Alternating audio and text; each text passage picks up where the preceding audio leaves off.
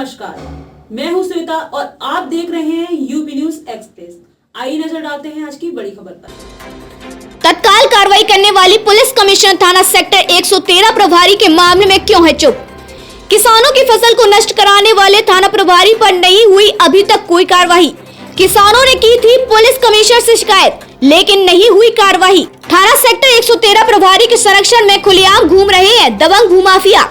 थाना प्रभारी की लापरवाही के कारण भाग गया था अपराधी। गौतम बुद्ध नगर की सख्त पुलिस कमिश्नर थाना प्रभारी पर क्यों है मेहरबान? बड़ा सवाल। गौतम बुद्ध नगर की सख्त पुलिस कमिश्नर थाना प्रभारी पर क्यों है मेहरबान? बड़ा सवाल।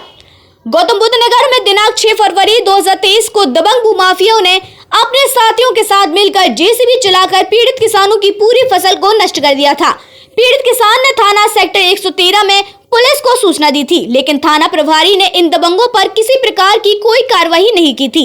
इस बड़ी घटना को लेकर सोरखा गांव के किसानों में रोष व्याप्त हो गया और दूसरे दिन थाना सेक्टर 113 की घेराव कर लिया और सभी ग्रामीण दबंगों पर कार्रवाई की मांग करने लगे। मौके पर थाने में पहुंचे एएसपी ने कार्रवाई का आश्वासन दिया, लेकिन किसी भी प्रकार की कोई कार्रवाई समय पर नहीं हुई। दूसरे दिन ग्रामीणों के साथ अन्य किसानों ने पुलिस कमिश्नर गौतम बुद्ध नगर का घेराव किया और कार्रवाई की जबरदस्त मांग करने लगे।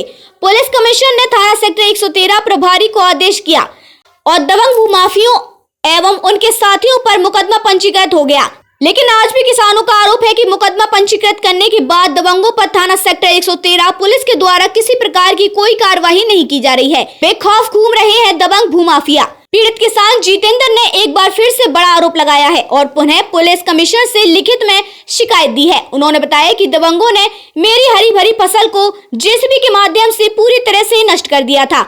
जब फसल को दबंग नष्ट कर गए थे तो पीड़ित परिवार ने मना किया था। इन लोगों ने मना करने पर पीड़ित किसान परिवार के साथ मारपीट की थी और पूरी फसल पर जेसीबी चला दी।